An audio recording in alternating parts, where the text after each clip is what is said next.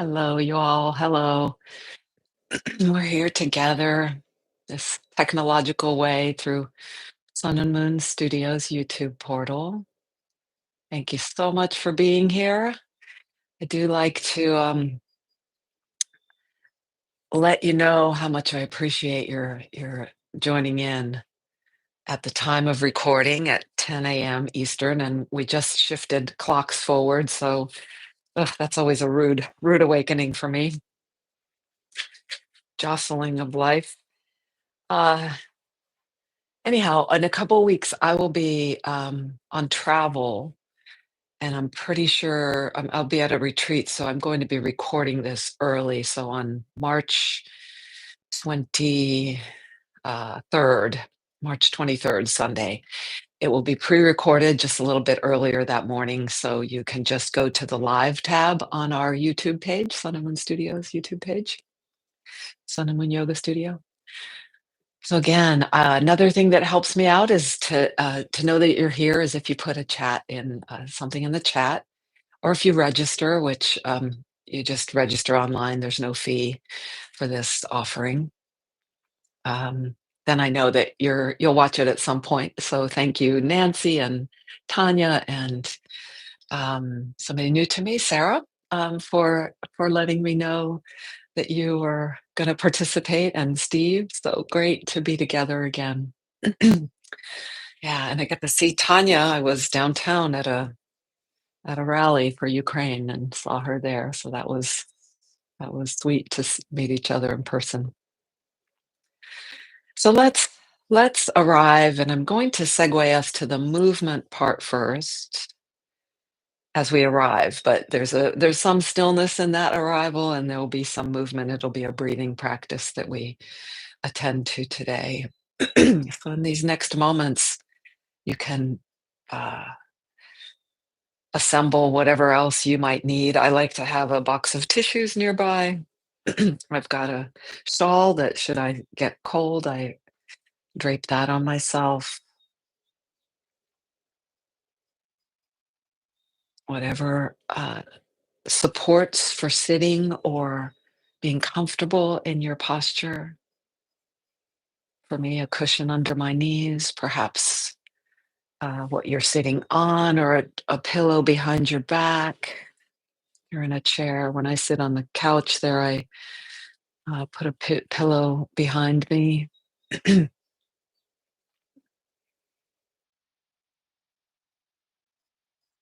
And for a moment, as I'm arriving, I'm also sensing again that preciousness for me, that this is something we're doing together. And even as I noted my gratitude for verification of who's out there, because I have limited ways of knowing that as compared to being in person. At the same time, I know what comforts me is I know that so many of us are participating in this practice of this path toward recognition of our true self, of who we are, of our dharma. And there are different ways to approach this. My people in my family who take a more Christian path, I seem to, um, while I love some of the Christian teachings, I gravitate more toward the Eastern teachings. All the paths are really the same oneness, right?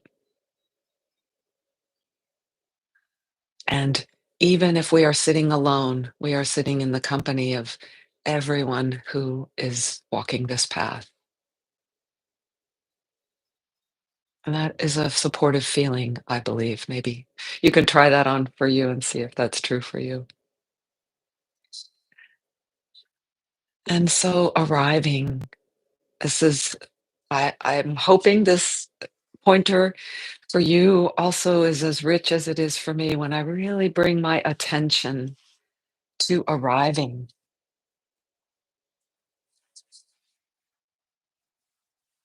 The feel of that, noticing where this precious commodity of attention that I can choose Some of it is thrust upon us, our attention, a loud sound, sirens, something sudden, sudden movement, sudden temperature change. Somebody walks in the room, somebody you didn't expect.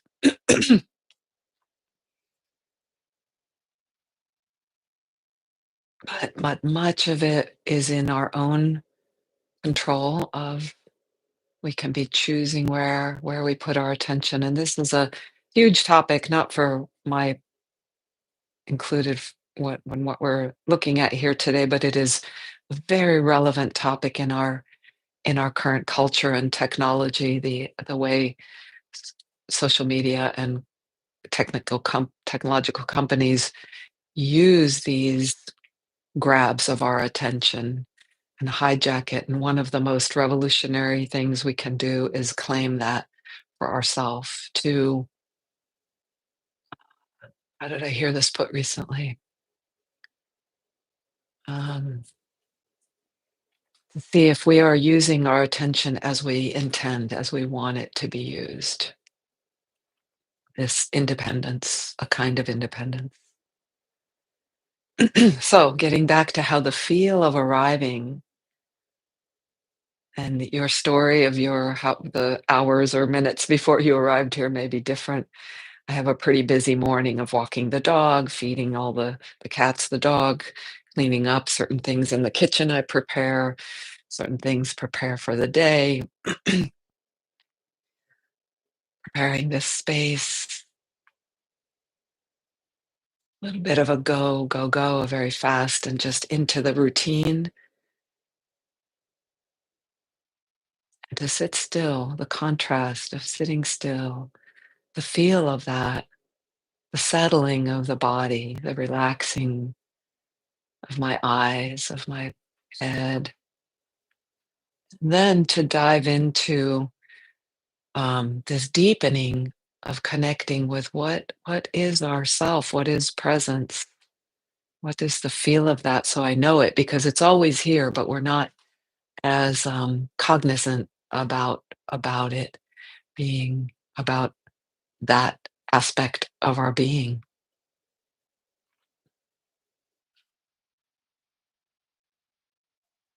is the feel of the ground, the feel of this force of this partners in a force of gravity and levity. It gives me this vertical support. If you are lying down, that feels quite different, but that's a lovely way to feel gravity. And when we're lying down, so much more of the mass of our body is held, and the physics of that somehow um, we can so much feel that gravity and the uh, safety of safety and even efficiency of not needing to do anything, that the muscular body, the neuromuscular system gets more and more to sense how it doesn't need, it can let go, it can relax. Perhaps if you're lying down, and whether you're lying down or sitting, we can still experience this. Then finding the buoyancy, it's just the more up feel, the buoyant, the lifting up, the floating feel. It might be a little harder to find in an easeful, effortless way, but it is possible, at least in my experience. And so if I my body mind can do it, I'm pretty sure others can find it. And it's been taught to me from others, lineages. I'm clearing my throat a lot together. I'm self-conscious about that. I think it might be some sort of pollen season or not sure. So I apologize if that's annoying.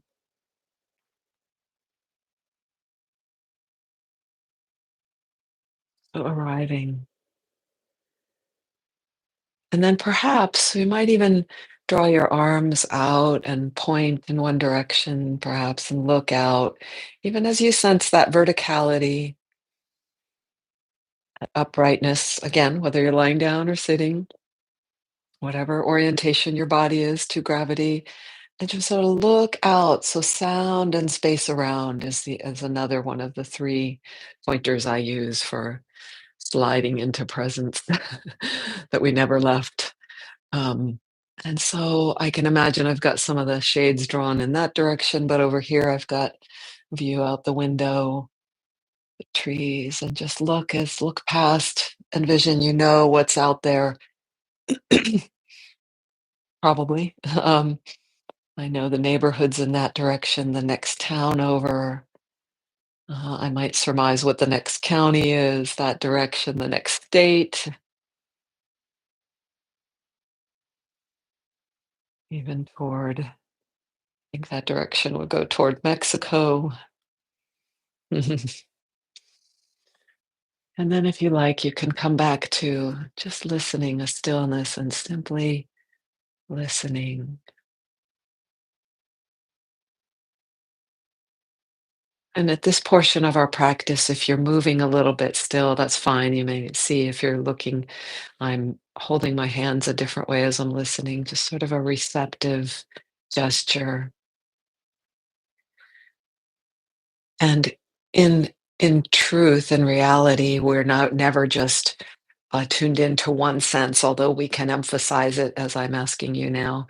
But listening blends with sensing, tasting, smelling, touching.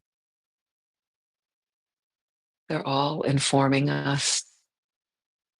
And then the sixth sense of intuition, or that more paranormal kind of ideas that might be available to us. And just the knowing, the various, even as I'm getting us to the very physical and sort of immediate sensing, some thoughts, images, memories, dreams maybe coming in, some emotional tones,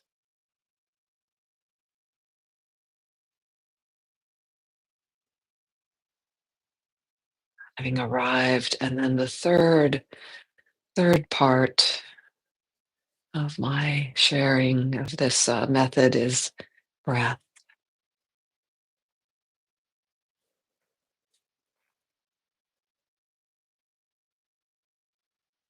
These 3 together: ground, sound, breath.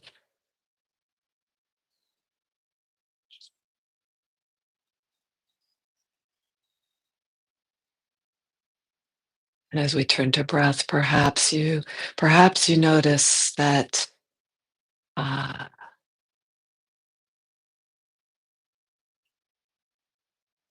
all the breathing feels in your body. What's easy about it? What's challenging? What's surprising? What's what's familiar? Oh, that again.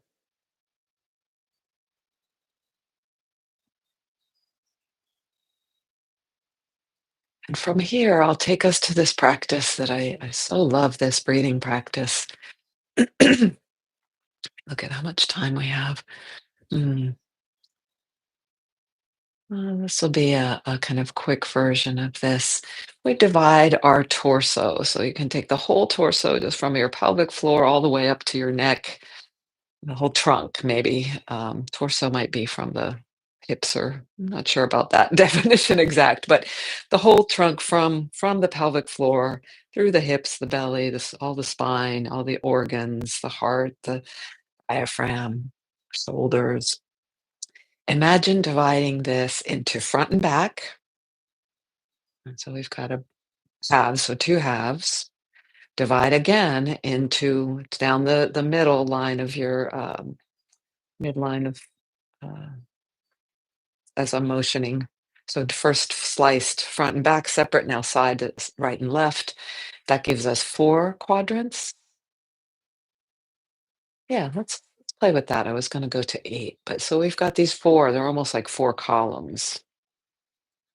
And let's start, actually, you choose the column you wanna start with. I was tempted to start with either the right front, right left, I'm right-handed, but I'm going to start with the left front. and do something different just to shake up that choice making. And my attention is drawn to my cat. That's Max, the shy one. So, in imagine now, without a whole lot of effort or pushing or anything, just with the quality of intention and imagining that we're breathing, that the breath, this is the column, whichever one you've chosen. I've chosen the left front, to be breathing in and out as if that's, I see it sort of as a plexiglass cylinder, actually. It's not that shape the way I described it. Just imagine, and teachers who shared this with me would say, you could imagine that that your breath has a color to it, like a pink cloud or a blue, and that might help imagine seeing and feeling as if you're breathing in and out of that quadrant of your trunk torso. Just gently, you may find that you're invited, or you just automatically take a deeper breath or a shallower breath, and you might be observing, is the whole column getting filled, all the corners of it, or is the breath process favoring a certain part?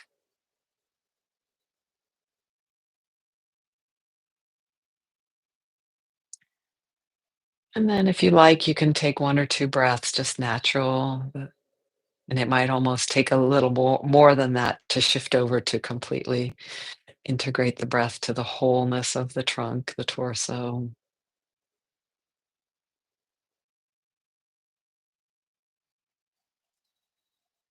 And then choose another column. I'm going to choose the back left. And imagine that you're breathing in and out of that space.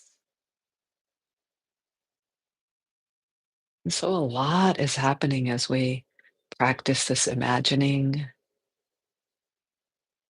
And I believe, again, it's something I experience and others have shared. So I know it's possible by probably all human forms, that you actually feel that that's the breath is more directed to that part of the lung space. And then by sort of the domino effect, the pushing of the softness of that space pushes the ribs, pushes the organs, pushes the bones, so that you feel as if you feel that whole quadrant being enlivened, touched, massaged. And remember to come up. I'm just going to share because I feel that it's a little more difficult for me to come up to the parts closer to shoulders and neck, and just not necessarily to pull hard or push, but just to bring awareness and openness and allowance there. And then a breath, maybe that's just a breath or two or three, just releasing and breathing freely to the whole torso.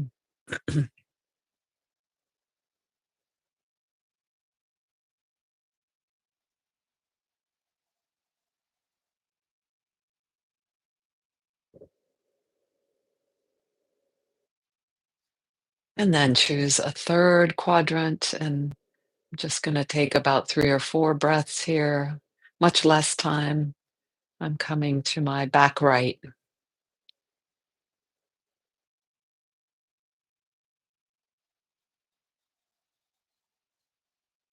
one that you haven't yet filled and emptied. And you may be noticing certain affective words coming in, whether you or feelings, words, labels that you like this, you don't like it, you're good at it, you're question. I don't know what words might be coming in, might be unrelated to the practice at all, but our vast, infinite awareness holds all that. And then it's to be more aware of w- where does my attention go? How long does that grab my attention for? Okay, we've been here for more than 3 or 4 breaths. Again, a cleansing breath, sort of a cleansing the palate, the shifting back to the wholeness of a breath. or two or three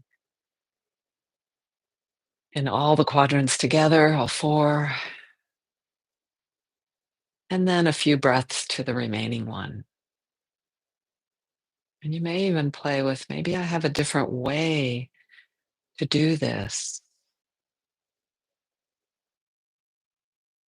less effort,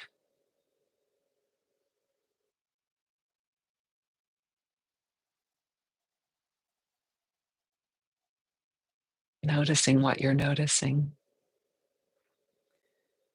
And then just come back. That was truly short, right? That one was short. And of course, you're free to do this practice however you like. I'm sort of the tour guide. You can linger, photograph, hop off the bus for longer periods of time, whichever practices engage you. And perhaps often just this kind of practice, a practice like this, even more centers and quiets us and presents a wonderful segue to a stillness, a meditation portion. So perhaps you may need almost no adjusting, or if you do, adjust slowly in a way, and this is true, not to disturb the quiet presence that we have established, revealed. And these next 8 minutes will be this portion of meditation. I will share a poem. And today I meant to have my theme be a little bit of explaining why sometimes, like last week, I spend so much time on awareness of how we name things and how accurately we can do that, what the benefit of that is. And ironically, or sort of metaphorically, as I was searching in my big file, I have a big file of poems. I thought this poem was by Pablo Neruda, and I thought it was an ode because Pablo Neruda has some ode to something, ode to my socks. I think he has a poem like that. He has several, but it wasn't. So when I searched for ode and Pablo, of course, it didn't come up because it's a sonnet and it's by Rilke. And that is so when we can line I eventually found it, I used some other search parameters, but the more accurately we label, um, the more we have a clarity of what is our truth right now as we see it, as we feel it, and we perceive it. That's unique. Truth, there's probably a universal truth. I would say the only one of that is God or awareness with a capital A, or that's the only one that's, and it's huge because we all are it. But our unique truth of this moment, that includes our perception, our experience, our skills and talents and gifts, when we accurately, to our best ability, name that, we then can be the gift to the world that we need to be or that the world would benefit from. And if you don't have that, there's no loss, but it's more enriching for ourselves and for others. And I think we're all drawn to that. So, too many words and only 6 minutes remaining. Maybe I'll go a minute over and I'll share this poem and then we will, of a lot of naming. And then it's a very summary poem, actually. But, and then we'll sit in silence together. This is by Rilke and translated by Stephen Mitchell. Sonnet to Orpheus. Plum, apple, smooth banana, melon, peach, gooseberry. How all this affluence speaks life and death into the mouth I sense. Observe it from a child's transparent features when he tastes. What miracle is happening in your mouth? Instead of words, discoveries flow out from the ripe fruit, astonished to be free. Dare to say what apple truly is.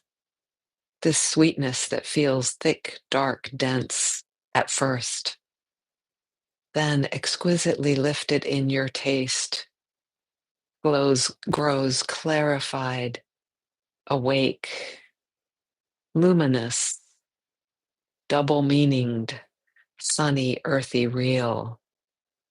Oh, knowledge, pleasure, inexhaustible.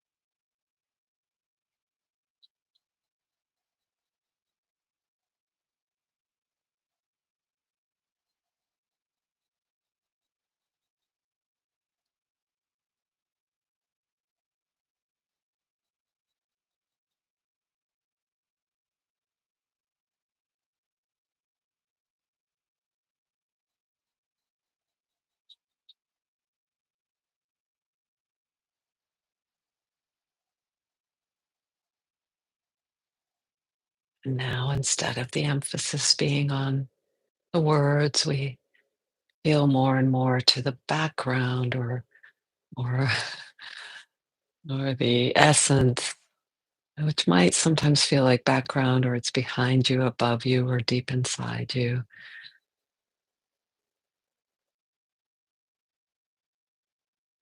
Blackboard rather than the words.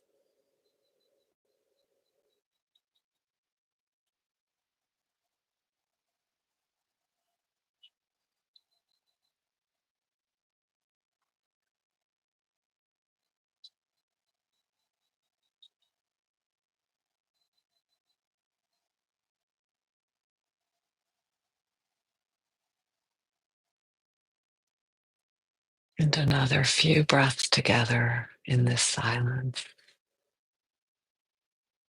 stillness.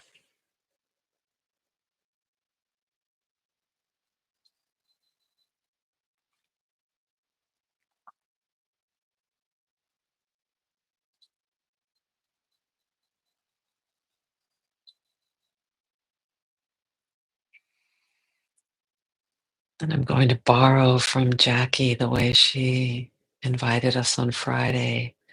Before we actually do it, or instead of actually the doing the gesture bodily, feel, imagine a bow. Imagine yourself bowing.